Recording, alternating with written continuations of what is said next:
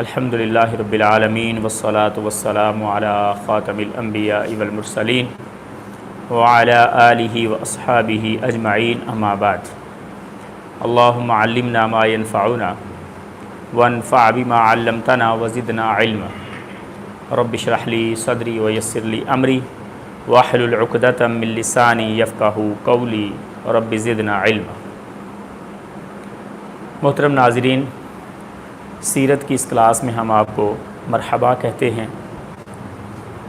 آپ کے مشورے اور بار بار کہنے پر ہم نے یہ ایک سلسلہ شروع کیا سیرت النبوی کا صلی اللہ علیہ وسلم، اور اختصار کے ساتھ کل ہم نے نبی کریم صلی اللہ علیہ وسلم کی پیدائش سے لے کے بعثت تک کے واقعات پڑھے کہ نبی علیہ الصلوۃ والسلام کی پیدائش سے لے کے بعثت تک یعنی نبوت ملنے تک کے واقعات اور معاملات۔ آج ہم انشاءاللہ رسول اللہ صلی اللہ علیہ وسلم کی نبوت کے بعد تبلیغ کے واقعات اور مکہ کی زندگی کے کچھ حالات پڑھیں گے۔ نبی علیہ الصلوۃ والسلام کے اوپر جب وحی کا نزول ہو گیا اور نبی کریم صلی اللہ علیہ وسلم کا ابتدائی تعاون سب سے پہلے آپ کی زوجہ سیدہ خدیجہ رضی اللہ تعالیٰ عنہا نے کیا، اور یہی یعنی کامیابی کی ایک ضمانت اور بنیادی ضرورت بھی ہوتی ہے کہ خامند کو بیوی کا تعاون ہو اور بیوی کو خامند کا تعاون۔ بہرحال اس تعاون کے بعد اب سلسلہ تھا نبی علیہ الصلوۃ والسلام کی دعوت کو عام کرنے کا، کیونکہ نبی نبوت کے بعد سب سے بڑی جو ذمہ داری اپنے کندھوں کے اوپر لے کے چل رہا ہوتا ہے وہ ہوتی ہے لوگوں کو دعوت دینے کی ذمہ داری، توحید کی، لا الہ الا اللہ کی ذمہ داری۔ تمام انبیاء کا یہی طریقہ رہا۔ تو نبی کریم صلی اللہ علیہ وسلم نے اپنی بعثت کے فوراً بعد تقریباً 3 سال تک نبی علیہ الصلوۃ والسلام نے خفیہ دعوت دی لوگوں کو۔ 3 سال تک نبی کریم صلی اللہ علیہ وسلم اکیلے بندے کو مل کر تبلیغ کرتے رہے، سمجھاتے رہے، اور اس خفیہ دعوت کے 3 سالوں میں سب سے پہلے جو نبی علیہ الصلوۃ والسلام کے ساتھ تعاون کرنے والے لوگ اور نبی علیہ الصلوۃ والسلام کے اوپر ایمان لانے والے لوگ تھے، ان میں سے غلاموں میں سے حضرت زید بن حارثہ جو نبی علیہ الصلوۃ والسلام کو حضرت خدیجہ نے گفٹ کیے تھے، جو رسول اللہ صلی اللہ علیہ وسلم کے منہ بولے بیٹے بھی تھے۔ غلاموں میں سے زید نے سب سے پہلے اسلام قبول کیا۔ ہم بعد والے جب واقعات پڑھتے ہیں نا تو ہم دیکھتے ہیں کہ رسول اللہ کی اتنی محبت یار غلام کے ساتھ کہ نبی علیہ الصلوۃ والسلام اس کی خاطر لوگوں کے ساتھ جھگڑ رہے ہیں، بلکہ اس کے بچے کی خاطر نبی علیہ الصلوۃ والسلام کہہ رہے ہیں کہ میں نے اس کو امیر بنا دیا اسامہ کو، تم لوگ اس کی امارت کو پسند کرو یا نہ کرو، یہ یاد رکھو تم نے اس کے والد کے اوپر بھی اعتراض کیا تھا، تم اس کے اوپر بھی اعتراض کر سکتے ہو، اور میرا اعلان یہی ہے کہ اس کا والد بھی امارت کا اہل تھا، یہ بھی امارت کا اہل۔ تو حضرت صاحب یہ جو خصوصی تعاون اور جناب خصوصی شفقت حاصل ہوتی ہے، اس کے پیچھے قربانیاں ہوتی ہیں۔ پہلی قربانی یعنی حضرت زید بن حارثہ غلاموں میں سے، سیدہ خدیجہ رضی اللہ تعالی عنہا عورتوں میں سے، اور حضرت علی رضی اللہ تعالیٰ عنہ بچوں میں سے، اور حضرت ابو بکر صدیق رضی اللہ تعالیٰ عنہ مردوں میں سے مسلمان لوگ۔ چاروں کا مقام الگ ہے، چاروں کا معیار الگ ہے، اور نبی علیہ الصلوۃ والسلام نے چاروں کے بارے میں الگ الگ موقعوں پر خصوصیت ذکر کی۔ سیدہ خدیجہ رضی اللہ تعالیٰ عنہ کے بارے میں کل آپ کو ہم نے چند چیزیں بتائیں۔ حضرت علی رضی اللہ تعالیٰ عنہ کے بارے میں رسول اللہ صلی اللہ علیہ وسلم کہتے تھے مجھے کوئی علی کے بارے میں تکلیف نہ دے۔ علی کو نبی علیہ الصلوۃ والسلام نے معیار بنا دیا محبت کا، اور معیار بنا دیا ایمان کا علی کی محبت کو، اور نبی علیہ الصلوۃ والسلام نے حضرت ابو بکر رضی اللہ تعالیٰ عنہ کے بارے میں بھی انتہائی خصوصی چیزیں اور اپنی نیابت سب سے بڑی بات۔ تو نبی علیہ الصلوۃ والسلام کی اس خفیہ دعوت کے نتیجے میں سب سے پہلے جو 4 لوگ مسلمان ہوئے ان کے نام یہ ہیں کہ عورتوں میں سے حضرت خدیجہ رضی اللہ تعالیٰ عنہ، غلاموں میں سے حضرت زید بن حارثہ جن کو آپ نے بعد میں آزاد بھی کیا، اپنے منہ بولے بیٹے بھی بنایا، اور بچوں میں سے حضرت علی رضی اللہ تعالیٰ عنہ۔ جو نبی علیہ الصلوۃ والسلام کے تھے تو کزن، لیکن عمر میں کافی کم تھے، بچوں کی مانند تھے، اور مردوں میں سے حضرت ابوبکر رضی اللہ تعالیٰ عنہ۔ اور میں یہ سمجھتا ہوں سعادت کی بات تو چاروں کے لیے ہے، یہاں میں ایک اپنی گزارش بڑی اہم کہ سعادت کی بات تو چاروں کے لیے ہے کہ یہ چاروں سب سے پہلے مسلمان ہوئے، لیکن یہاں بھی حضرت ابوبکر کی خصوصیت ہے۔ حضرت خدیجہ تو حضرت رسول اللہ کی بیوی تھی، اور بیوی کے تعاون کے بغیر تو کام کیسے چلنا ہے، بیوی نے تو تعاون کرنا ہی کرنا ہے، لیکن یہ اللہ کا انعام ہے۔ اور حضرت زید تو رسول اللہ صلی اللہ علیہ وسلم کے غلام تھے، غلام نے تو موافقت کرنی آقا کی۔ اور حضرت علی رضی اللہ تعالیٰ عنہ بھی بچے تھے، نبی علیہ الصلوۃ والسلام کے ساتھ رہنے والے، آپ کے زیر سایہ رہنے والے، آپ کے رشتہ دار۔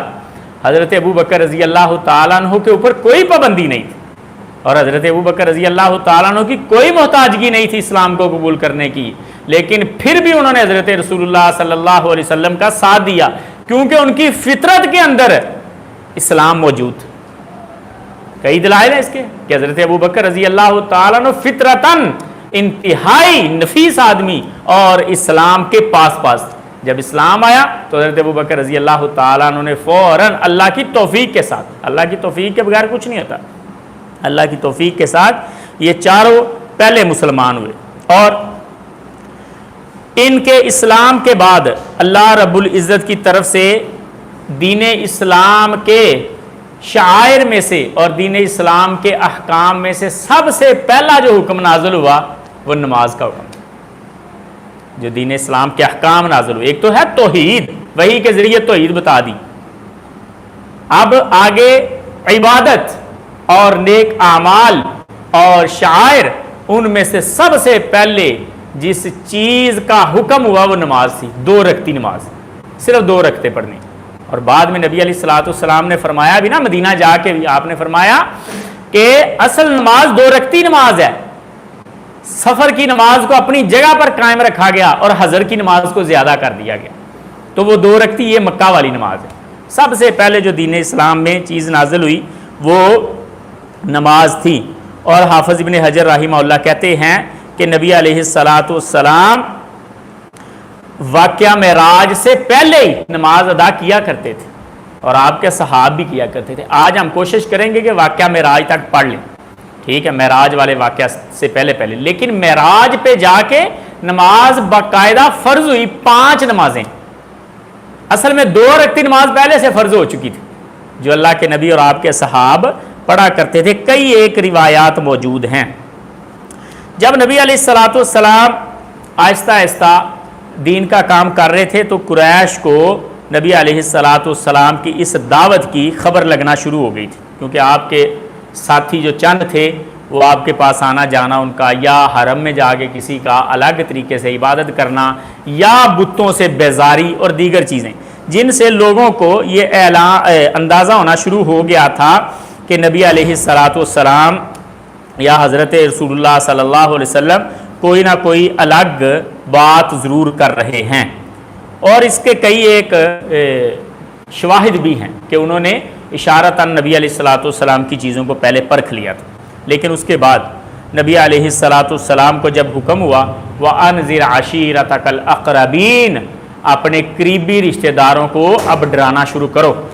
اب کھلی دعوت کا وقت آ گیا، 3 سال یعنی یہ سیکرٹ طور پر نبی علیہ الصلوۃ والسلام کام کرتے رہے، اور حضرت صاحب مکہ کی پوری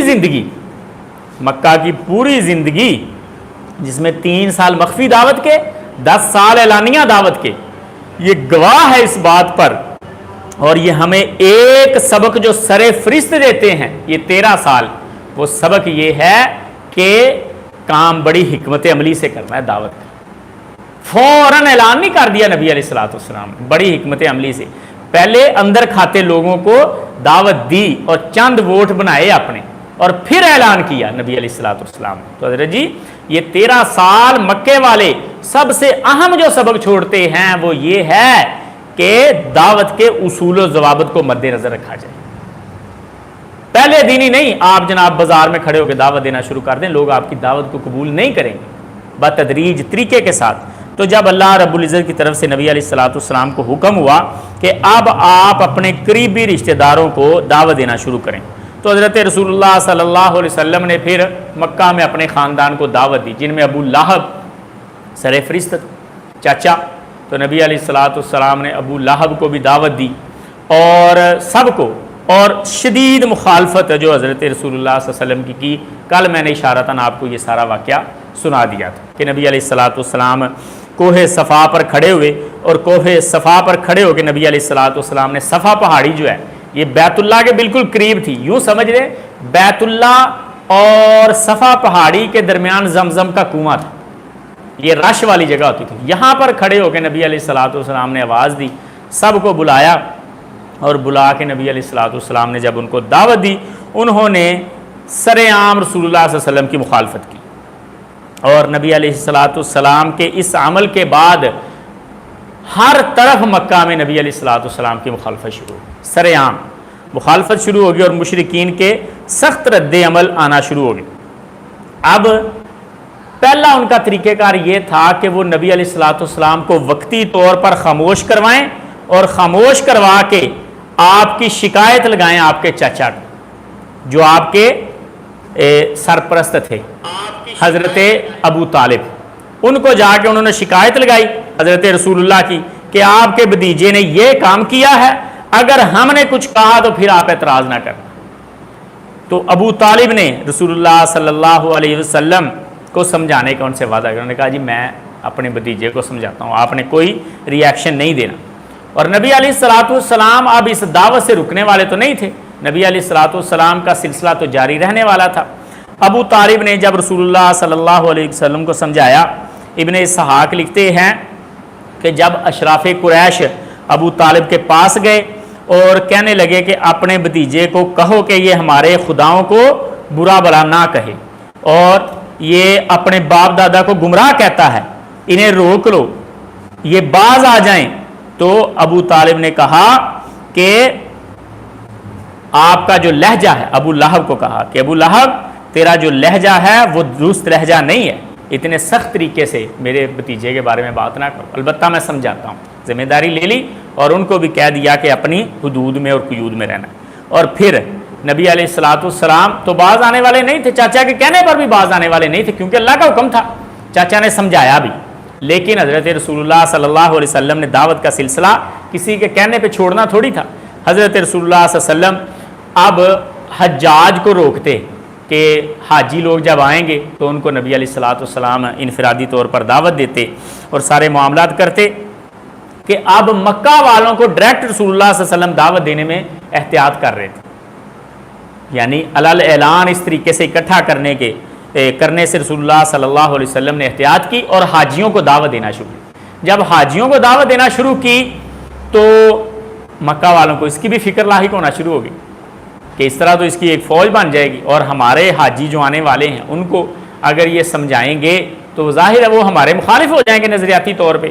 انہوں نے پھر ایک سائڈ پہ حضرت رسول اللہ صلی اللہ علیہ وسلم کے گرد گھیرا تنگ کرنا شروع کر دیا، دوسری سائڈ پر انہوں نے جناب حاجیوں کو سمجھانا شروع کر دیا کہ حج کرنے تو آ رہے ہو لیکن فلاں بندے کے پاس نہیں جانا، یا فلاں بندے کی دعوت کو نہیں آپ نے سننا، یا انہوں نے بھی بندے چھوڑ دیے کہ رسول اللہ صلی اللہ علیہ وسلم کی دعوت کا جتنا اثر ہو اتنا آپ لوگوں نے اثر ختم کرنا ہے۔ اور تیسرا کام انہوں نے جو گھٹیا ترین کیا وہ کیا نبی علیہ الصلوۃ والسلام کی کردار کشی کرنا، کہ آپ کی ذات پر حملے کرنا انہوں نے شروع کر دیے، اور ذات پر حملے اللہ رب العزت کے فضل کے ساتھ نبی علیہ الصلوۃ والسلام چونکہ ایک پاک روح تھے تو انہوں نے جو حملے کرنا شروع کیے وہ یہ تھے کہ یہ بندہ ہمارے بزرگوں کو، ہمارے بتوں کو، اپنے باپ دادا کو برا بھلا کہتا ہے، لہٰذا اس کا ذہنی توازن درست نہیں، اس طرح کے حملے کرنے، اور نبی علیہ الصلوۃ والسلام کی شخصیت کو مجروح کرنا شروع کر دیا۔ اور یہ بات یاد رکھیں، یہ گھٹیا ترین سوچ ہوتی ہے کسی بندے کے ساتھ اختلاف کرنے کی، کہ آپ اس کے موقف کے ساتھ اختلاف کرنے کی بجائے اس کی ذات کے ساتھ اختلاف شروع کر دیں، یہ اچھی بات نہیں۔ اگر آپ نے کسی کے ساتھ اختلاف کرنا ہے نا تو اس کے موقف کے ساتھ اختلاف کریں اور موقف کو دلائل کی بنیاد پر رد کریں، ذات کے ساتھ اختلاف کرنا نہ شروع کریں۔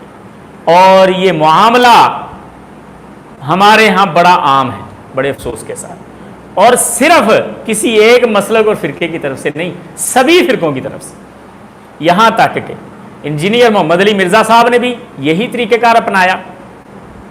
انہوں نے موقف کا رد کرنے کی بجائے شخصیات کا رد شروع کیا، خواہ وہ آئمہ میں سے ہوں، امام ابن تیمیہ ہوں، یا فقہاء میں سے ہوں، علماء میں سے ہوں، اولیاء میں سے ہوں، بزرگان دین میں سے ہوں۔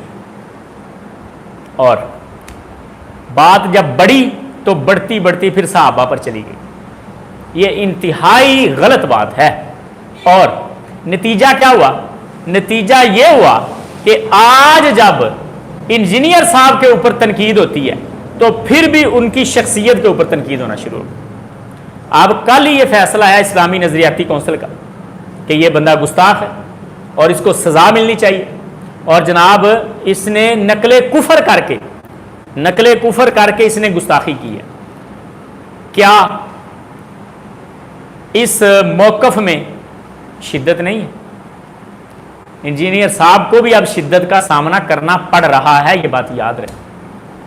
موقف ان کے ساتھ ہمیں بھی اختلاف ہے، کئی ایک موقف جات کے ساتھ اختلاف ہے، لیکن شخصیت کے اوپر نقد ہم اس کے قائل نہیں۔ اب انجینئر صاحب نے کیونکہ شخصیات کے اوپر نقد کیا ہے تو مقابلے میں ان کی شخصیت کے اوپر بھی نقد ہونا شروع ہو گیا، اور لوگ اس کے لیے وہی الفاظ استعمال کرتے ہیں، لونڈال پاڑا جو انہوں نے استعمال کیے، وہی الفاظ اب ان کے لیے استعمال ہو رہے ہیں جو انہوں نے بڑوں کے لیے کیے۔ اور یہاں پر مجھے امام ابن قیم رحمہ اللہ کی بات یاد آتی ہے۔ امام ابن قیم فرماتے ہیں جب میں ابن حزم کو پڑھتا ہوں تو میں دیکھتا ہوں یار اتنا بڑا امام اور اتنا مضبوط عالم، اور ہر دوسرا چوتھا بندہ اس پر تنقید کر رہا ہے، ہر کوئی اس پر جرح کر رہا ہے۔ ابن حزم کا معیار یہ اور اس معیار پر موجود بندہ بھی اس کے اوپر جرح کر رہا ہے۔ کہتے ہیں میں بڑا پریشان ہوتا ہوں جب میں اس کی وجہ تلاش کرتا ہوں کہ وجہ کیا ہے، کیوں تنقید کر رہا ہے ہر دوسرا چوتھا بندہ ابن حزم پر۔ کہتے ہیں مجھے یہ سبب ملا کہ ابن حزم کی زبان سے اس کے بڑے محفوظ نہیں رہے، ابن حزم نے ہر کسی پر جرح کی، تو نتیجہ یہ نکلا آج ہر چھوٹا ابن حزم پر جرح کر۔ یہ زبان ایسی چیز ہے۔ اور ہمارے شیخ رحمہ اللہ کہا کرتے تھے، شیخ عبداللہ امجد شتوی رحمہ اللہ، وہ کہتے تھے کہ 1 کلو علم کو ہضم کرنے کے لیے 1 من عقل اور فہم چاہیے۔ علم ہر کسی سے ہضم نہیں ہوتا، تھوڑا سا علم آ جائے اور تنقید اس طریقے سے کرنا شروع کر دینا کہ کسی کی شخصیت کو مجروح کر دینا، یہ عیب والی بات۔ ہم اس کو بالکل پسند نہیں کرتے، چاہے انجینئر صاحب کسی کے اوپر کریں یا کوئی شخص انجینئر صاحب کے اوپر کرے، شخصی تنقید یہ اچھی عادت نہیں ہے۔ آپ موقف کی تردید کریں اور دلائل کے ساتھ کریں۔ مسئلے کی سمجھ آ گئی؟ تو یہی عیب مشرکین مکہ میں تھا، انہوں نے رسول اللہ صلی اللہ علیہ وسلم کے اوپر جھوٹ کے الزامات، افتراء کے الزامات، مجنون ہونے کے الزامات، یعنی کوئی الزام انہوں نے چھوڑا نہیں۔ انہوں نے کہا ان ھذا الا افک افتراہ وعانہ علیکم آخرون، یہ جھوٹ گڑھ کے لے آتے ہیں اور دوسرے لوگ ان پر اور قومیں مدد کر رہی ہیں کہ مشرکین مکہ کو مجروح کیا جائے۔ یہ ایجنٹ ہے بعض لوگوں کا مکہ کی ساکھ کو خراب کرنے کے لیے، اس طرح کے الزامات انہوں نے لگائے۔ اور نبی علیہ الصلوۃ والسلام کہ ان الزامات کے ساتھ ایک اور محاذ آرائی ہوئی کہ رسول اللہ صلی اللہ علیہ وسلم کا سوشل بائیکاٹ کر دیا گیا، سوشل بائیکاٹ کر دیا گیا، یعنی نبی علیہ الصلوۃ والسلام کی ذات کو بھی مجروح کیا گیا، آپ کی بات کو بھی مجروح کیا گیا، اور آپ کو سوشل بائیکاٹ کے ذریعے تکلیف پہنچانے کی کوشش کی، اور اوپر سے سرے عام جرم شروع ہو گئے اور سرے عام ظلم شروع ہو گیا حضرت رسول اللہ کے اوپر۔ عبداللہ ابن مسعود کہتے ہیں کہ ایک بار نبی علیہ الصلوۃ والسلام نماز ادا کر رہے تھے مکہ کے صحن میں، بیت اللہ کے صحن میں، تو یہ کفار وہاں مجلس گاہ کے ایک سائیڈ میں بیٹھے اور انہوں نے کہا کون ہے جو اونٹ کی اس گندی اوجری کو جا کے اس کے اوپر رکھ دے۔ جو ہی حضرت رسول اللہ صلی اللہ علیہ وسلم سجدے میں گئے، انہوں نے اوجری اٹھا کے لا کے رسول اللہ صلی اللہ علیہ وسلم کے اوپر رکھ دی۔ اب اونٹ کی اوجری بھاری اور غلیظ گندی، نبی علیہ الصلوۃ والسلام سجدے کی حالت میں لیٹے ہوئے ہیں اور نبی علیہ الصلوۃ والسلام سے اٹھا نہیں جا رہا۔ حضرت عبداللہ ابن مسعود کہتے ہیں میں ساتھ ہوں لیکن میں جان کے اعتبار سے بھی کمزور ہوں اور ویسے بھی کمزور ہوں، مجھے ڈر ہے کہ کہیں یہ مجھے نقصان نہ پہنچائیں، مجھ سے آگے نہیں بڑھا جا رہا۔ میں فوراً گیا اور میں نے جا کے حضرت فاطمہ رضی اللہ تعالیٰ عنہ کو بتایا کہ آپ کے بابا کے اوپر یہ ظلم ہو رہا ہے۔ حضرت فاطمہ فوراً آئی اور آ کے اجری سائڈ پہ کی اور کفار کو، مشرکین کو برا بلا کہا۔ ابن مسعود کہتے ہیں کسی کی جرت نہیں ہوئی کہ آگے سے جواب دے دے حضرت فاطمہ، اتنا اللہ نے روب ڈالا۔ اللہ کے نبی کے اوپر یہ ظلم ہوئے، اور مکہ کے اندر اللہ کے نبی کو باقاعدہ طعن و تشنیع کا اور ظلم کا نشانہ بنایا گیا، اور حضرت ابو بکر رضی اللہ تعالیٰ عنہ وہاں بھی حضور کے دفاع کے لیے کھڑے رہے۔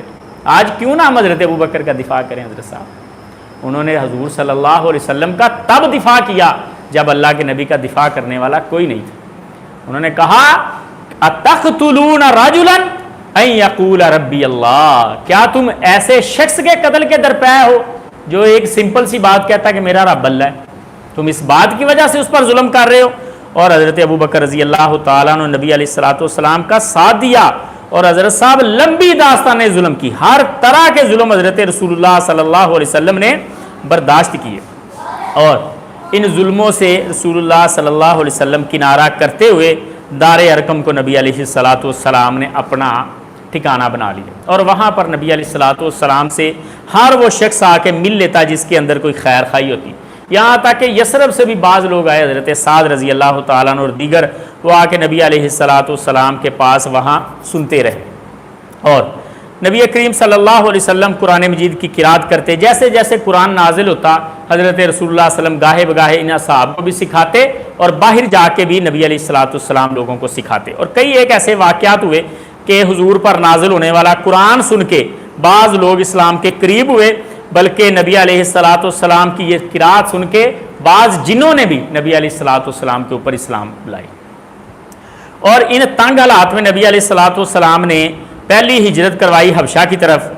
وہ نبی علیہ الصلوۃ والسلام نے تقریباً کوئی 5ویں سال، نبوت کے 5ویں سال چند لوگوں کو حبشہ کی طرف بھیجا ہجرت کروا کے۔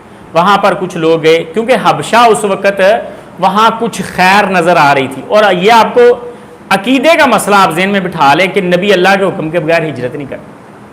حبشہ کی طرف ہجرت کرنا بھی اللہ کے حکم سے تھا، اس لیے نبی علیہ الصلوۃ والسلام نے حبشہ کی طرف ہجرت کروائی اپنے صحابہ کو، اور وہاں جانے کا فائدہ ہوا۔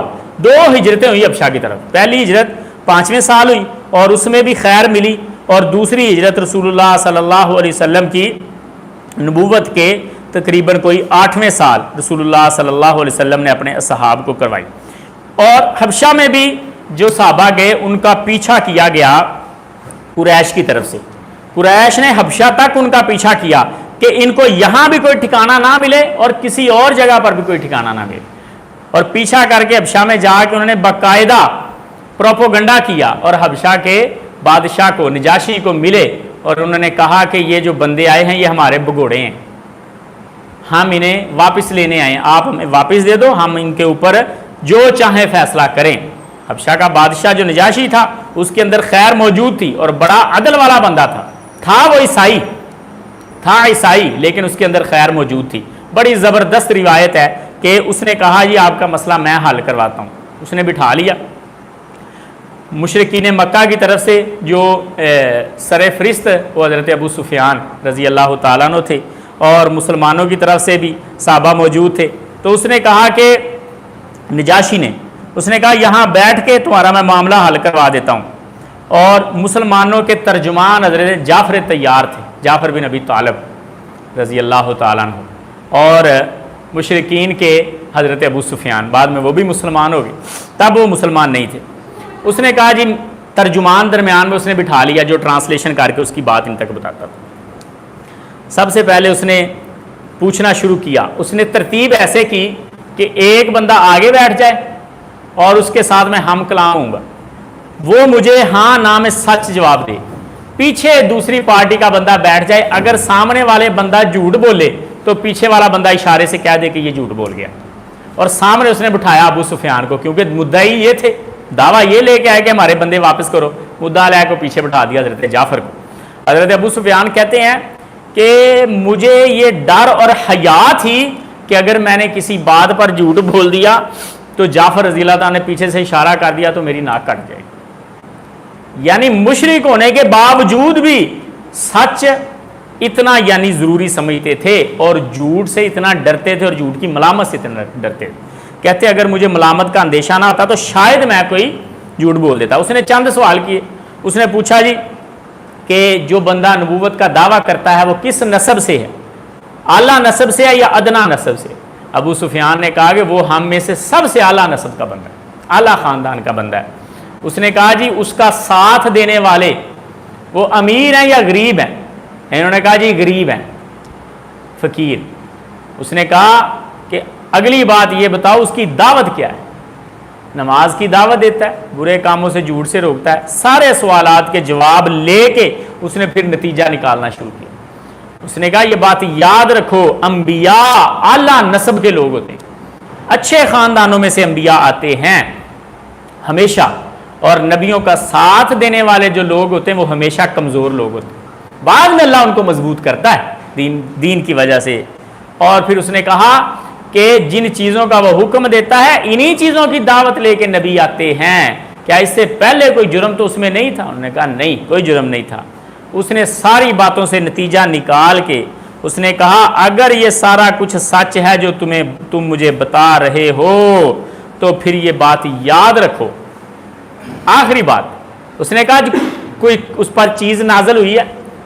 حضرت جعفر نے کہا جی نازل ہوئی ہے. انہوں نے کہا پڑھ کے سناؤ. حضرت جعفر کو پتا تھا رضی اللہ تعالیٰ عنہ کو کہ عیسائی ہے. حضرت جعفر نے سورۃ مریم کی تلاوت شروع کر دی. سورۃ مریم سنتا ہی ہے حضرت صاحب, ترجمان نے ترجمہ کر کے دکھایا, بتایا ٹرانسلیشن کے یہ کہہ رہے ہیں عربی زبان میں. اس سورۃ مریم کی تلاوت سنتا گیا جناب, اس کے رونگٹے کھڑے ہو گئے. کہنے لگا کہ یہ جو کلام ہے یہ کوئی عام کلام نہیں ہے, اور یہ بات یاد رکھو کہ ان قریب وہ دن آئے گا کہ میرے پاؤں کے نیچے بھی جو جگہ ہے میرا تخت, اس کا بھی والی اور وارث وہی ہو. وہ سچا نبی. یہ قرآن کی طاقت ہے جب سمجھ کے پڑھا جائے. عربی جب پڑھی تب نہیں اسے سمجھ آئی. قرآن معجزہ ہے لیکن جب سمجھ کے پڑھیں گے. پھر ہم سنتے رہتے ہیں, ہمیں پتہ ہی نہیں ہوتا کیا قاری صاحب پڑھ رہے ہیں, اس لیے ہمارے دلوں پہ اثر نہیں ہوتا. بسا اوقات تو ہو جاتا ہے بغیر سمجھے بھی کیفیت طاری ہو جاتی ہے, یہ اللہ کا انعام ہے, معجزہ ہے. لیکن اصل بات یہ ہے جب ہم سمجھ کے پڑھیں گے پھر اس کا اثر ہوگا. جب اس نے قرآن سنا تو اس نے کہا کہ یہ بات پھر سچ ہے کہ یہ نبی ہے, اور ان قریب وہ میرے پاؤں کی جگہ کا وارث ہو جائے گا. اور نجاشی مسلمان ہو گیا تھا, یہ بات یاد رکھیں. لیکن جب اس نے دعویٰ کیا اسلام کا تو اس نے دیکھا کہ ارد گرد سے مخالفت شروع ہو. جب ارد گرد سے مخالفت شروع ہوئی اور محل کے اندر سے آوازیں بلند ہونا شروع ہو گئی کہ یہ تم کیا بات کر رہے ہو بادشاہ, اس نے کہا میں تو تمہارا ایمان چیک کر رہا تھا کہ تم اپنے ایمان پر قائم ہو یا تم ختم ہو گیا تمہارا ایمان. یعنی وہ واپس پلٹ گیا, اور یہ اس کی حکمت عملی تھی, اس کو محسوس ہوا. اور یہ حکمت عملی بڑی ضروری ہے, یہ بات یاد رکھیں. بسا اوقات لوگوں کی رائے اور اجتماعیت کو دیکھ کے اپنا موقف تبدیل کیا جا سکتا ہے, چھپائی جا سکتی ہے حقیقت بسا اوقات. نجاشی نے بھی کیا اور رسول اللہ صلی اللہ علیہ وسلم نے اس کی بات کو اپریشیٹ کیا, اسی لیے تو اس کا غیبانہ نماز جنازہ پڑھایا. نجاشی کا غیبانہ نماز جنازہ پڑھایا اس شخص کا حضرت رسول اللہ نے, اور یہ دلیل ہے کہ وہ مسلمان ہو گیا تھا اور اسلام چھپایا تھا, اور اللہ نے اس کے اسلام کو قبول کیا. غیر مسلم کے لیے تو اللہ کے نبی کو استغفار کرنے سے منع ہوا ہے کہ آپ نہیں استغفار کر سکتے. جب ابی بن کعب, عبداللہ ابن ابی کے لیے, منافق کے لیے حضرت رسول اللہ نے استغفار کیا, اللہ نے کہا ان تستغفر لهم 70 مرہ. رسول اللہ صلی اللہ علیہ وسلم کو اللہ نے پہلی شک میں کہا کہ آپ اس کے لیے استغفار کریں یا نہ کریں, اگر آپ 70 بار بھی استغفار کریں تو اللہ معاف نہیں. رسول اللہ نے کہا میں 71 بار مانگ لوں اپنے صحابی کے لیے, اس کے بیٹے کے لیے. اللہ نے کہا آپ استغفار کریں منافقین کے لیے, مشرکین کے لیے, ہم آپ کو اس سے بھی منع کر رہے. اس کے بعد حضرت رسول اللہ نے جنازہ پڑھا نجاشی کا. اس کا مطلب ہے کہ وہ مسلمان ہو گیا تھا, یعنی اس نے اپنے موقف کو تبدیل کیا. رسول اللہ صلی اللہ علیہ وسلم نے اس بات کو اپریشیٹ کیا, قبول کر لیا. اور دوسرا رسول اللہ صلی اللہ علیہ وسلم کا واقعہ, جب حضرت رسول اللہ صلی اللہ علیہ وسلم کی زوجہ پر الزام لگا, سیدہ عائشہ رضی اللہ تعالیٰ عنہا پر, تو حضرت رسول اللہ صلی اللہ علیہ وسلم مسجد میں گئے. حضرت عمر کے مشورے کے بعد آپ نے جا کے کہا کون اس کا علاج کرے گا جس نے مجھے تکلیف دی ہے. تو ایک صحابی کھڑے ہو گئے, انہوں نے کہا میں اس کی گردن تن سے جدا کروں گا. تو دوسرے اسی کے گروہ میں سے عبداللہ ابن ابئی کے گروہ میں سے چند لوگ بولے، انہوں نے کہا تم کون ہوتے ہو اس کی گردن اڑانے والے، ہم اڑانے دیں گے تمہیں؟ وہاں مسجد میں آوازیں بلند ہوگی تو رسول اللہ صلی اللہ علیہ وسلم خاموش ہو گئے، واپس آ گئے، حالانکہ تب اللہ کے نبی اس بات پر مکمل آمادہ اور یقین تھا کہ میری بیوی پر جھوٹا الزام لگا، لیکن اللہ کے نبی نے پھر بات کو دبا لیا اور آ کے حضرت عائشہ سے پوچھا کہ کیا معاملہ ہے تم بتاؤ۔ حضرت عائشہ نے بڑا خوبصورت جواب دیا، انہوں نے کہا اگر میں کہہ دوں کہ میں اس گناہ میں ملوث ہوں تو پورا مدینہ یہ کہہ رہا، سارے منافقین کہہ رہے ہیں آپ فوراً میری بات پر یقین کر لو، اگر میں کہہ دوں کہ یہ جھوٹ ہے تو اب یاد آیا عائشہ سے پوچھنا، اگر میری بات پر فیصلہ ہونا ہوتا تو پہلے ہو جاتا، اب سارا معاملہ ہو کے پھر میری بات پہ فیصلہ، میں کچھ بھی نہیں کہوں، میرا جواب ہوگا یوسف کے والد والا، یعقوب علیہ السلام والا، کہ میرے لیے اللہ ہی کافی ہے اور میرا اللہ ہی مددگار ہے۔ اور پھر حضرت رسول اللہ کے اوپر قرآن نازل ہوا، تب اللہ کے نبی نہیں چھپا سکتے تھے، جب تک اپنی رائے اور اپنی سیٹسفیکشن تھی اس کو حالات کو دیکھ کے چھپا لیا، جب قرآن نازل ہوا پھر سر عام جا کے پڑھ کے 10 آیات سنا دی کہ میری بیوی پاک ہے۔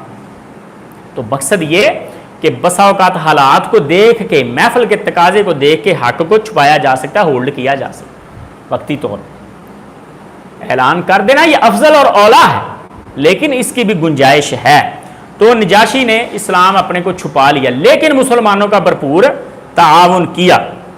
اب مشرکین مکہ کا کوئی دا نہیں چل رہا تھا کہ نہ تو نجاشی نے تعاون کیا، نہ دعوت رک رہی ہے، نہ ابو طالب کو کہنے سے کوئی فائدہ ہو رہا ہے، نہ حضرت رسول اللہ کی شخصیت کو مجروح کرنے سے کوئی فائدہ ہو رہا ہے، یعنی کسی طریقے سے کوئی فائدہ جب نہ ہوتا نظر آیا تو انہوں نے دھمکیاں دینی شروع کر دی۔ حضرت ابو طالب کو ڈائریکٹ دھمکیاں دینا شروع کر دی کہ جناب اپنے بھتیجے کو سمجھا لو، نہیں تو ہم اس کے ساتھ برے طریقے سے پیش آئیں گے۔ اور سر عام انہوں نے رسول اللہ صلی اللہ علیہ وسلم کے چاچا کو بھی دھمکیاں دینا شروع کر دی اور نبی علیہ الصلوۃ والسلام کے قتل کی نعوذ باللہ انہوں نے پلاننگ کرنا شروع کر دی۔ انہوں نے کہا جی کام اس کا تمام کر دیں، اور رسول اللہ صلی اللہ علیہ وسلم کی قتل کی جب پلاننگ ہوئی اور نبی علیہ الصلوۃ والسلام کو انہوں نے تنگ بھی کیا تو اللہ کے نبی کا چچا حضرت حمزہ، جو عمر میں تو حضرت رسول اللہ صلی اللہ علیہ وسلم کے ہم عمر تھے، تقریباً کوئی 40-45 سال عمر، یعنی ینگ یوں سمجھ لیں، پورے جوان اور بڑے یعنی موجی روح، اپنے مزے کے ساتھ زندگی گزارنے والے بڑے بھائی ہیں، چھوٹا یہ ہے سب سے ینگ، شکار کرنا اور دوستوں کے ساتھ گھومنا یہ لائف سٹائل۔ جب ان کو پتا چلا کہ اب تو باقاعدہ بات ہمارے خاندان کے اوپر آنا شروع ہو گئی، میرے بڑے بھائی کو بھی دھمکیاں ملنا شروع ہو گئی، ابو طالب کو بھی، اور جناب میرے بھتیجے کو باقاعدہ اب تکلیف دینا شروع ہو گئے ہیں، تو حضرت حمزہ رضی اللہ تعالی عنہ گئے اور حضرت حمزہ رضی اللہ تعالیٰ عنہ نے جا کے ابھی واپس ہی آئے تھے شکار سے، واپس ہی آئے تھے ابھی مکہ، اور انہیں پتہ چلا کہ یہ معاملہ ہوا، انہوں نے جا کے جناب حضرت رسول اللہ صلی اللہ علیہ وسلم کے دفاع میں بغیر کسی خاص مطالعے کے، بغیر کسی خاص سیٹسفیکشن کے، انہوں نے صرف آپ کی محبت میں کلمہ پڑھ لیا، انہوں نے کہا جاؤ پھر میں بھی مسلمان ہوں، کر لو جو کرنا ہے۔ حضرت حمزہ بھی مسلمان ہو گئے اور اس کے بعد حضرت عمر رضی اللہ تعالیٰ عنہ کو انہوں نے تیار کیا۔ حضرت حمزہ کے بعد حضرت حمزہ رسول اللہ صلی اللہ علیہ وسلم کے لیے ایک بہت بڑی سپورٹ تھے مکہ میں، یہ بات یاد رکھیں۔ اس کے بعد حضرت عمر رضی اللہ تعالیٰ عنہ کے لیے اللہ کے نبی دعا کیا کرتے تھے، حضور کی دعا تھی کہ اللہ اسلام کو تقویت دے، یا ابو جہل کے ساتھ یا حضرت عمر کے ساتھ، دونوں میں سے ایک بندہ مسلمان ہو جائے، دونوں مضبوط اور دونوں اسلام کے سخت مخالف، لیکن حضرت عمر رضی اللہ تعالیٰ عنہ کے اوپر اللہ کا انعام ہو گیا، اور حضرت عمر رضی اللہ تعالیٰ عنہ کا قبول اسلام کا لمبا واقعہ آپ نے سنا ہے کہ حضرت عمر رضی اللہ تعالیٰ عنہ خود رسول اللہ صلی اللہ علیہ وسلم کے قتل کا ذہن بنا کے گھوم رہے تھے کہ میں یہ کام کروں، لیکن اللہ کی مرضی کچھ اور تھی، تب تک حضرت حمزہ مسلمان ہو چکے تھے۔ حضرت عمر رضی اللہ تعالیٰ عنہ صلی اللہ علیہ وسلم کے پیچھے پیچھے جا رہے ہیں، کسی نے پوچھا عمر کیا ارادہ ہے؟ کہتے ہیں آج میں قصہ ہی ختم کر دوں گا، یہ روز روز کی لڑائی ختم کر دوں گا، اس نے جناب ہمارے بڑوں کے چھوٹوں کو بڑوں کے خلاف کر دیا ہے اور میں اس کا قصہ تمام کر دوں گا۔ اس نے کہا بعد میں قصہ تمام کرنا، پہلے جا کے اپنے گھر کے حالات تو چیک کر لو، اپنی بہن اور بہنوئی کے معاملات تو چیک کر لو۔ تو حضرت عمر رضی اللہ تعالیٰ نے وہاں سے ہی رخ تبدیل کیا اور جناب اپنی بہن کے گھر گئے۔ جب بہن کے گھر گئے تو حضرت عمر رضی اللہ تعالیٰ عنہ نے دیکھا کہ اندر قرآن مجید کی تلاوت ہو رہی ہے، باہر سے سنا۔ حضرت عمر نے دروازے کو دستک دی زور کے ساتھ، انہوں نے دروازہ کھولا، جلدی سے چھپا دیا، قرآن مجید بھی مصحف بھی چھپا دیا اور جناب قاری صاحب کو بھی چھپا دیا جو پڑھ رہے تھے صحابی رسول۔ تو حضرت عمر رضی اللہ تعالیٰ نے کہا کون ہے بتاؤ، لے کے آؤ کیا ہے۔ اور حضرت عمر رضی اللہ تعالیٰ نے شدید رد عمل دیا، اور حضرت حفصہ رضی اللہ تعالیٰ حضرت عمر رضی اللہ تعالیٰ نے سخت رد عمل دیا اور اپنی بہن کو کہا کہ تم باہر لے کے آؤ نہیں تو میں تمہارے ساتھ برا سلوک کروں گا۔ اور حضرت عمر رضی اللہ تعالیٰ نے دھکا بھی دیا اور گری ہے ان کی بہن، چوٹ بھی لگی اور اپنے بہنوئی کو بھی سیدھے ہو گئے۔ لیکن اسلام کی طاقت یہ تھی کہ وہ بہن جو عمر کے خوف سے خاموش ہو جاتی تھی، اس نے آگے سے کہا عمر نہیں، میرے اندر بھی وہی خون ہے خطاب کا جو تیرے اندر خون۔ یہ اسلام کی حقانیت تھی جس نے جرأت دی۔ حضرت عمر نے جب یہ حقانیت دیکھی اور حضرت اپنی بہن کو بولتے ہوئے دیکھا تو انہوں نے کہا چلو پھر مجھے بھی سناؤ، ٹھنڈے ہو گئے۔ اور بعض روایات میں آتا ہے کہ ان کی بہن کا خون نکلا، جب بھائی نے خون دیکھا بہن کا تو غصہ ٹھنڈا ہو گیا، فوراً بیٹھ گئے۔ انہوں نے کہا جی سناؤ، انہوں نے کہا ایسے نہیں سنائیں گے، پہلے غسل کر کے آؤ۔ غسل کیا اور قرآن مجید کی آیات سنی، انہوں نے کہا میں حضرت رسول اللہ کے پاس چل۔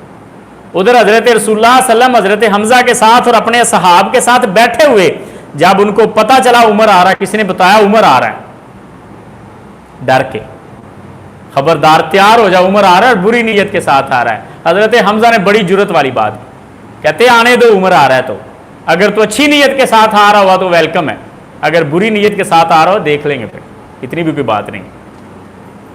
حضرت عمر رضی اللہ تعالیٰ عنہ نبی علیہ السلام کو خیر کی پہلے ہی امید تھی، رسول اللہ صلی اللہ علیہ وسلم کو اندازہ تھا، اور حضرت عمر رضی اللہ تعالیٰ عنہ آ کے نبی علیہ السلام کے ساتھ اسلام لے اور مسلمان ہو گئے۔ اس کے بعد جناب بنو ہاشم اور بنی مطلب کو ابو طالب نے جمع کیا اور جمع کر کے یہ ساری بات سنائی کہ معاملہ یہاں تک پہنچ گیا ہے کہ اب ہماری مخالفت خاندانی حد تک ہونے لگ گئی، یعنی پیچھے سے جو نسل ایک ہے، آگے بنو عبد المطلب کے جو بچے ہیں ان سب کی مخالفت ہونا شروع ہو گئی کہ یہ اپنے بھتیجے کا کچھ کر نہیں رہے، تو اس لیے ہمیں کوئی معاملہ کرنا چاہیے۔ پھر نبی علیہ السلام کا انہوں نے جناب اسی سلسلے میں سوشل بائیکاٹ کر دیا رسول اللہ صلی اللہ علیہ وسلم اور آپ کے پورے خاندان کا، اور یہ 3 سال انتہائی مشکل میں گزرے شیب ابی طالب میں۔ شیب ابی طالب میں انتہائی مشکل حالات میں مسلمانوں نے یہ وقت گزارا۔ اب نہ تو ان کو تجارت کرنے کی اجازت ہوتی، نہ باہر سے آنے والے تاجروں کو ان کے پاس جانے دیا جاتا، نہ کوئی خرید و فروخت ان کے ساتھ، یعنی مکمل بائیکاٹ 3 سال تک رہا، اور یہ خطرناک قسم کا بائیکاٹ تھا۔ اور اس بائیکاٹ کے نتیجے میں مائک نہیں لگا نا اس کو، اس بائیکاٹ کے نتیجے میں اتنی حالت خستہ ہو گئی مسلمانوں کی کہ بعض صحاب کہتے ہیں کہ ہم پتے کھانے پر مجبور ہو گئے، اور ہم جب پخانہ کرتے تو ہماری چونکہ خوراک جانوروں والی تھی، بکریوں والی، تو پخانہ بھی ہمارا ویسے ہی ہوتا، مینگنیاں بھی طرح۔ اتنے یعنی سخت حالات 3 سال گزارے، اور اس کے بعد پھر یہ صحیفہ چاک کا واقعہ آپ سب کو معروف پتہ ہے۔ تو حضرت ابو طالب نے کافی عرصہ رسول اللہ صلی اللہ علیہ وسلم کی سپورٹ کی، اور آخر وقت تک سپورٹ زیادہ ہوگی، بڑی سپورٹ کی، اور جب ان کا آخری وقت آیا ابو طالب کا تو رسول اللہ صلی اللہ علیہ وسلم کے لیے یہ بڑا غم کا وقت تھا، 2 لحاظ سے غم کا وقت تھا۔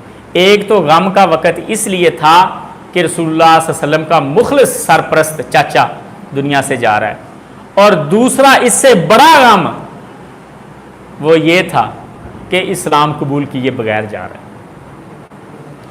کیونکہ جب وہ اتنے مخلص حضرت رسول اللہ کے ساتھ ہے تو حضرت رسول اللہ تو عام لوگوں کے لیے اتنے مخلص ہے کہ آپ کے دل میں یہی تھا کہ یار ہر بندہ مسلمان ہو جائے، ہر بندے کو ہدایت مل جائے، ہر بندے کی آخرت سنور جائے، تو چچا کے بارے میں کیا جذبات ہوں گے۔ تو یہ بات یاد رکھیں، غم کا سال اسے جو کہتے ہیں نا عام الحزن، کئی وجوہات ہیں جن میں سے ایک وجہ ہے حضرت رسول اللہ کے چاچا کی وفات، دوسری وجہ حضرت خدیجہ کی وفات، اور تیسری بہت بڑی وجہ میں یہ سمجھتا ہوں کہ یہ غم کہ میرا چچا میرا ہمیشہ ساتھ دینے والا بغیر اسلام کے چلا گیا، اب کچھ ہو نہیں سکتا۔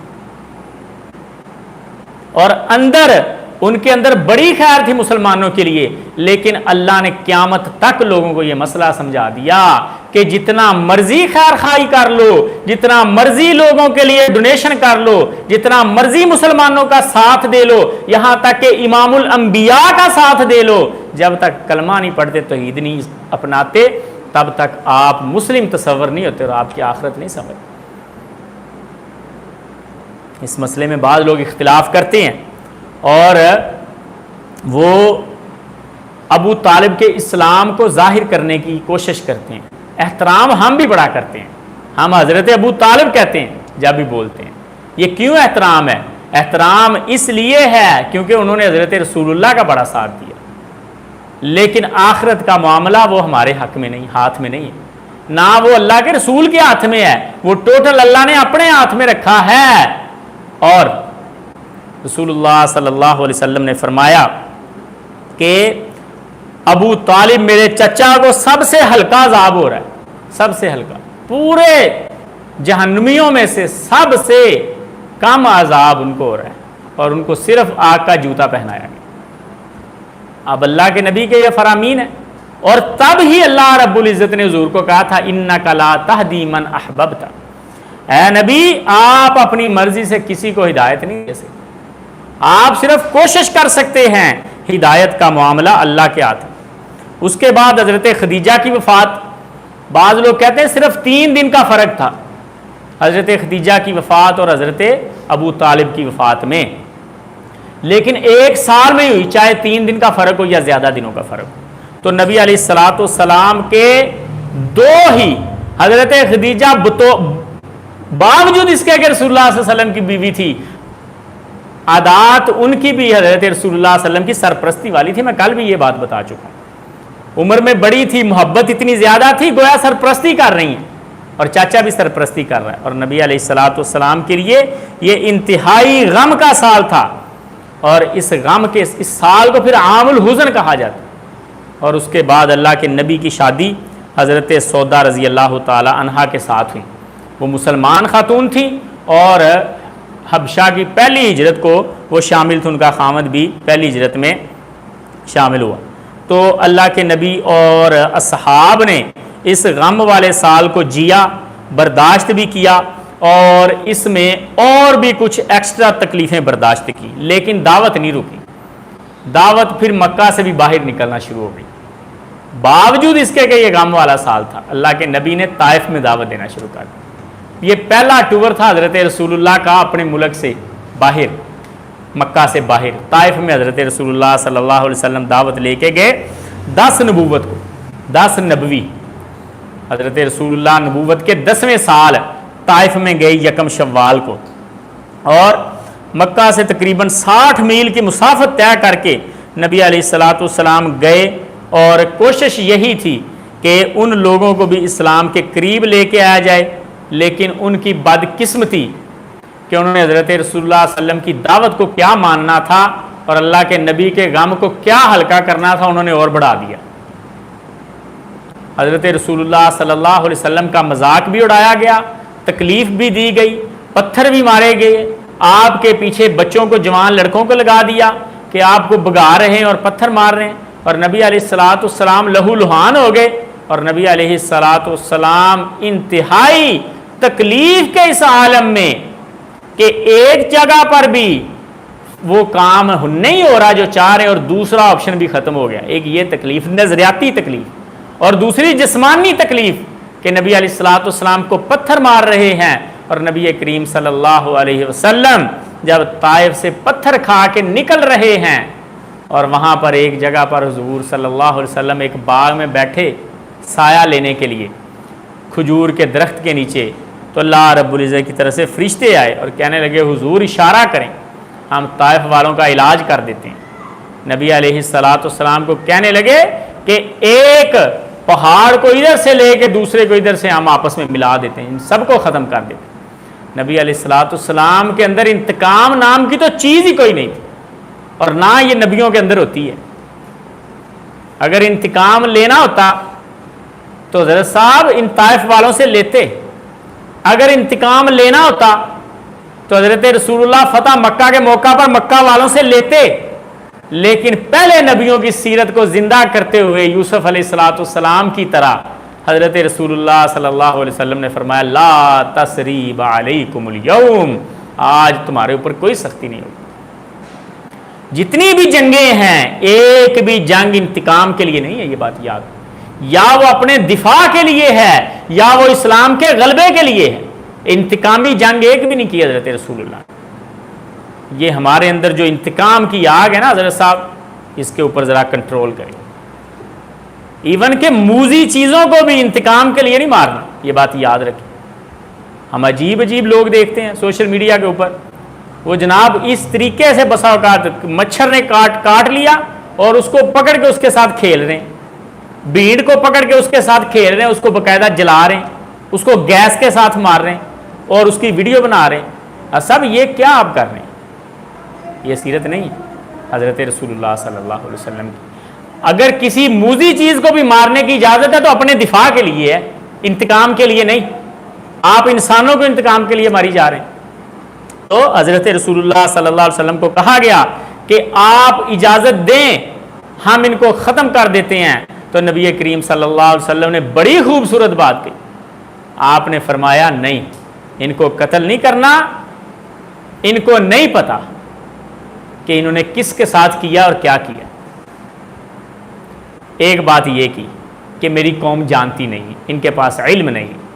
رسول اللہ صلی اللہ علیہ وسلم نے باقاعدہ دلیل بنا لیا لا علمی کو، اور نبی علیہ السلام نے دوسری بات کی، بلکہ وہ بات نہیں دعا تھی۔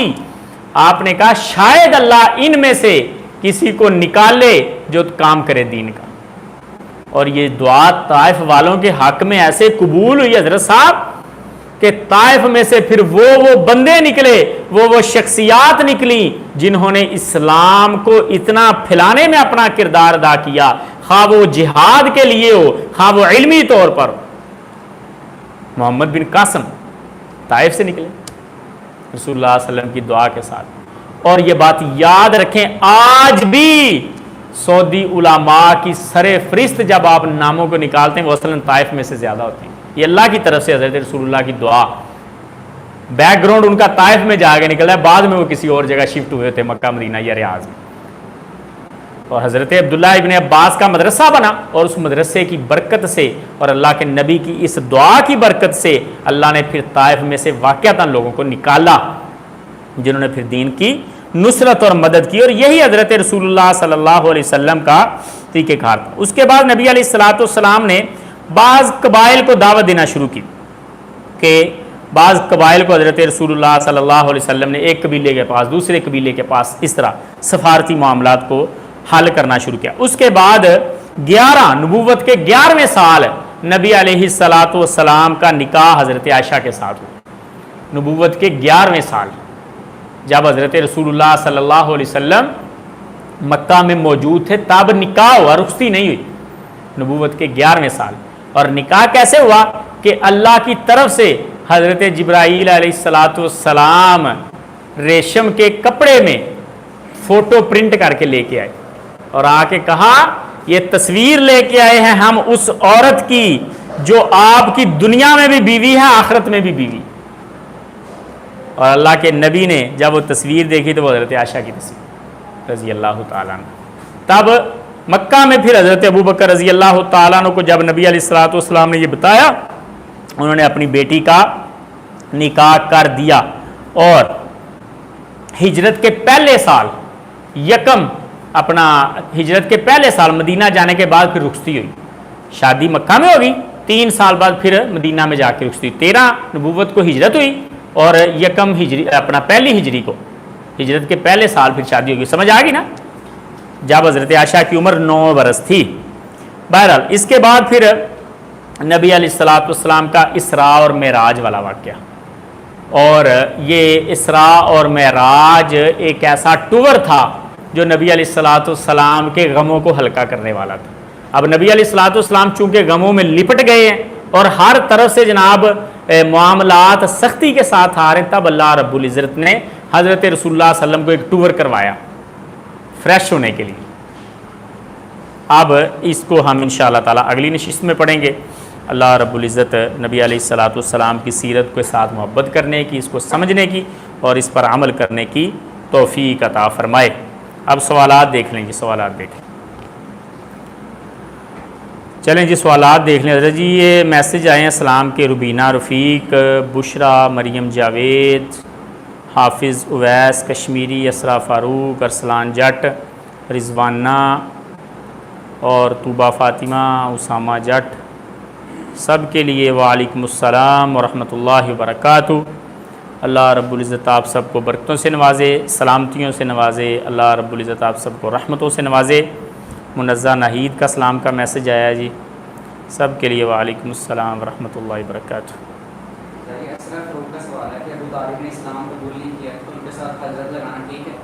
حضرت جی یہ لفظ حضرت جو ہے نا، یہ اسلام اور غیر مسلم کے درمیان فرق کرنے والا لفظ نہیں، یہ ذرا مسئلہ سمجھیں۔ حضرت لفظ یہ کوئی اسلام کا پیرامیٹر یا معیار نہیں ہے۔ رضی اللہ عنہ اسلام کا ہے، اس لیے ہم رضی اللہ عنہ نہیں کہتے یا علیہ السلام نہیں کہتے، ٹھیک ہے؟ تو حضرت لفظ کسی کے ساتھ بھی عزت کے لیے لگایا جا سکتا ہے، ہم صرف عزت کے لیے لگاتے ہیں اور عزت ہم کرتے ہیں ان کی، کیونکہ حضرت علی کے والد تھے، حضرت رسول اللہ کے چاچا تھے، ہم ان کا احترام کرتے ہیں۔ لیکن اسلام ثابت ہوگا دلیل کے ساتھ، جیسے ہم ابھی موجودہ غیر مسلموں میں سے بعض کی عزت کر سکتے ہیں۔ اگر کوئی مسلمانوں کے لیے خیر خواہ ہے تو ہم اس کی عزت نہیں کرتے، یار فلاں شخص ہے تو غیر مسلم لیکن مسلمانوں کے لیے غزہ کے لیے آواز بلند کر رہا ہے۔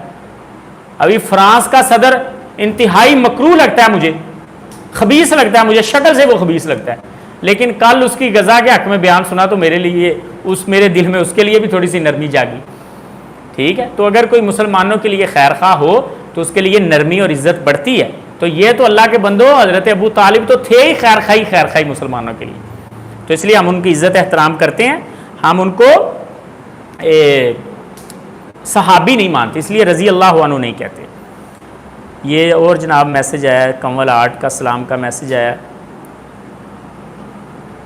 اور کوئی سوال دیکھیں جی حضرت صاحب ہیں، موضوع کے متعلقہ سوالات کریں۔ چیس کیا ہوتی ہے؟ وہ پکڑ کے ایسے رکھتے ہیں، وہ جو مشہوری دینے کے لیے وہ کرکٹر جس پہ بیٹھے تھے۔ واللہ عالم، جس حدیث میں ممانعت آئی ہے نا کہ اس گیم کی جو بیٹھ کے کھیلتے ہیں، اس میں ممانعت شرط لگا کے کھیلنے کی ہے۔ دونوں طرح کی رائے علماء کی، میں یہ سمجھتا ہوں ایسی جو بھی گیمیں بیٹھ کے کھیلی جاتی ہیں ان میں شرط اگر لگائی جاتی، جوا لگایا جاتا، پھر تو وہ قطعی طور پہ حرام ہے۔ لیکن اگر جوا نہیں لگایا جاتا پھر ان کا حکم نرم ضرور ہے، وقت ضائع ہوتا ہے لیکن حکم نرم ضرور ہے۔ مریم چودھری کا اسلام کا آیا جی میسج، سب کے لیے دعا ہے جی، آپ کے لیے بھی دعا ہے، اللہ رب العزت آپ کو برکت دے جی۔ یہ ارمان اقرا پوچھ رہے ہیں کہ ایک ہی کلاس اب ہوا کرے گی؟ یہ کلاس ہماری منڈے تک ایک ہوگی، ٹیوزڈے کو پھر 2 کلاسیں شروع ہو جائیں گی۔ یہ چونکہ مدرسے سے چھٹیاں ہیں اس لیے ہم نے وقت کو غنیمت جانتے ہوئے یہ ایک سلسلہ الگ شروع کیا ہے، یہ اصل کلاس نہیں، ہماری کلاسیں 2 ہوا کریں گی انشاءاللہ۔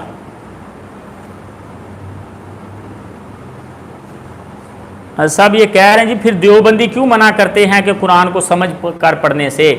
حضرت جی کوئی نہیں منع کرتا کہ قرآن کو سمجھ کر نہ پڑھیں، کوئی نہیں کہتا یہ بات، اگر کوئی کہہ رہا ہے تو سمجھ لے رونگ نمبر ہے، قرآن کو سمجھ کے پڑھیں، یہی مقصد ہے۔ اور یہ میسج آیا جی اسلام کا، نعیم جہاں وَإِذَا سَمِعُوا مَا أُنزِلَ إِلَىٰ رَسُولٍ۔ حضرت صاحب یہ رشتے کی پرابلم ہے، شہزاد علی کو ان کے لیے خصوصی دعا کریں، اللہ تعالیٰ آپ کو اچھا رشتہ دے، اور بھی جن کو رشتوں کی تلاش اللہ تعالیٰ نیک خواتین اور آپ بہنوں، ہماری بہنوں کے لیے اللہ رب العزت نیک خاوند دے۔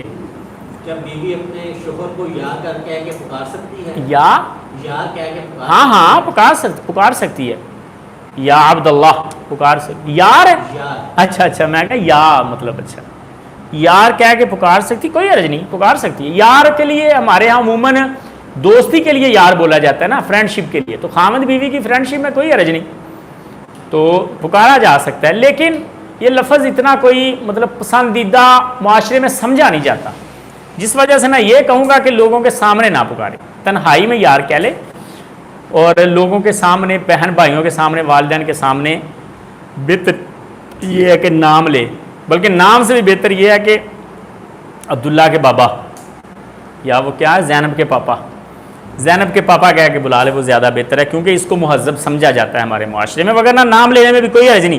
حضرت رسول اللہ صلی اللہ علیہ وسلم اپنی بیویوں کے نام لیا کرتے تھے،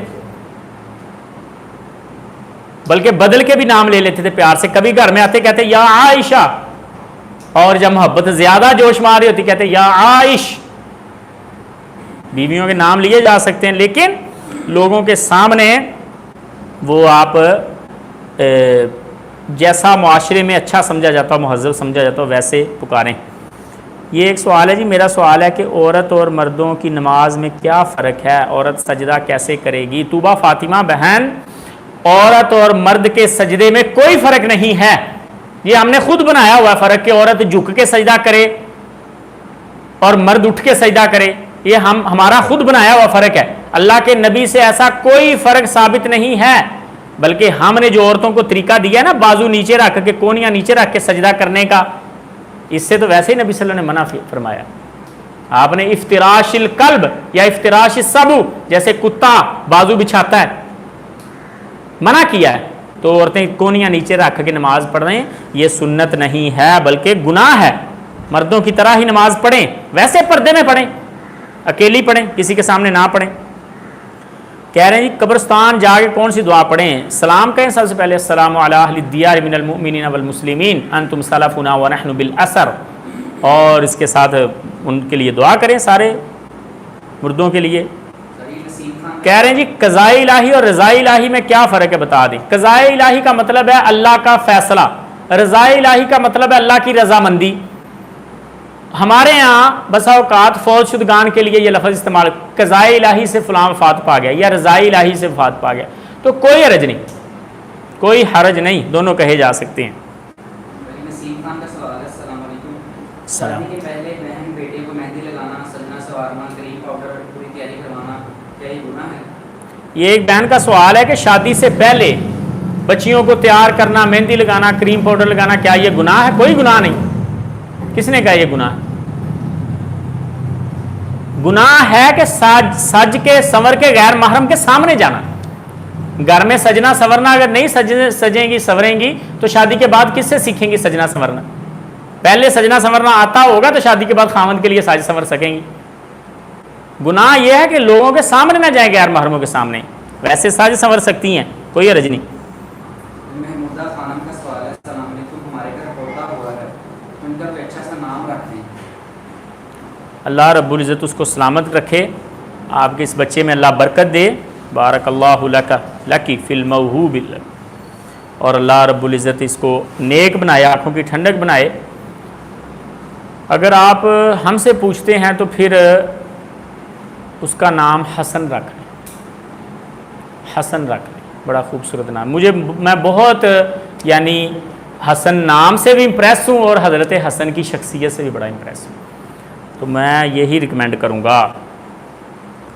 حضرت جی یہ ایک بھائی ہیں ادیان کنگ، کہہ رہے ہیں جی گھر میں بڑی پرابلم ہے، دعا کر دیں اللہ رب العزت آپ سب کے گھروں میں آسانیاں فرمائے اور اللہ تعالیٰ آپ کے گھر کو برکتوں سے نوازے، پریشانیاں اللہ دور کر دے۔ یہ کنول آرٹ کہہ رہی ہیں کہ شیخ صاحب سیرت نبوی صلی اللہ علیہ وسلم کو شامل نصاب درس میں شامل کر لیں، علامہ شبلی نعمانی، ٹھیک ہے انشاءاللہ اس کو بھی شامل کر لیتے ہیں۔ اللہ تعالیٰ آپ کو برکت دے جی۔ بعض لوگ دعائیہ کلمات کہتے ہیں، نیک تمناؤں کا اظہار کرتے ہیں، اللہ تعالیٰ آپ سب کو سلامت رکھے جی۔ یہ سپر شمس الدین صاحب کہہ رہے ہیں جی السلام علیکم، وعلیکم السلام ورحمۃ اللہ وبرکاتہ۔ حضرت جی اللہ تعالیٰ آپ سب کو خوش رکھے، آباد رکھے، سلامت رہیں، اللہ تعالیٰ آپ کے گھروں میں برکت دے۔ آج جمعہ ہے، درود زیادہ سے زیادہ پڑھیں۔ جمعہ بھی ہمارا انشاءاللہ لائیو آئے گا اور جمعے کا موضوع ہے خدمت خلق، مخلوق کی خدمت کرنے کا اجر و ثواب۔ تو جو بہنیں گھروں میں ہیں یا آپ کے جمعے کا ٹائم ہمارے جمعے سے مختلف ہو تو وہ جمعہ بھی آپ سن سکتے ہیں۔ اگر آپ نے مسجد میں جا کے پڑھنا اور وہی ٹائم ہے تو پھر آپ مسجد میں پہنچیں، جمعہ شروع ہونے سے پہلے آج درود زیادہ سے زیادہ پڑھیں۔ اللہم صلی علی محمد وعلی آل محمد کما صلیت علی ابراہیم وعلی آل ابراہیم انک حمید مجید۔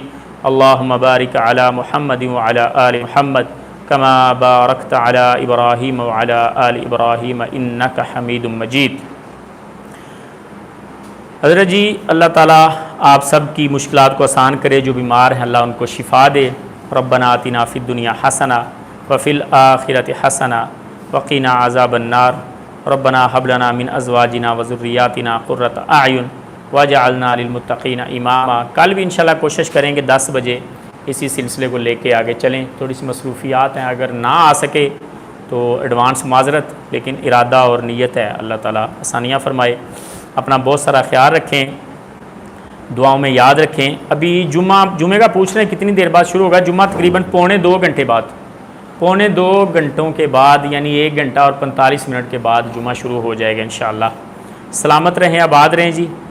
یہ آئی لو محمد کا ایک ٹرینڈ چلا ہوا ہے، یہ اچھا ٹرینڈ ہے صلی اللہ علیہ وسلم، کیونکہ نبی علیہ السلام سے محبت یہ ایمان کا حصہ ہے، اور اس کے 2 طریقے ہیں، ایک تو درود زیادہ سے زیادہ پڑھیں، دوسرا اس ٹرینڈ میں شامل ہوں، اور تیسری بات یہ کہ عملی طور پر حضرت رسول اللہ صلی اللہ علیہ وسلم کی محبت کا لبادہ اوڑھیں، کیونکہ جو بندہ اتباع نہیں کرتا اس کا محبت کا دعویٰ کمزور ہے۔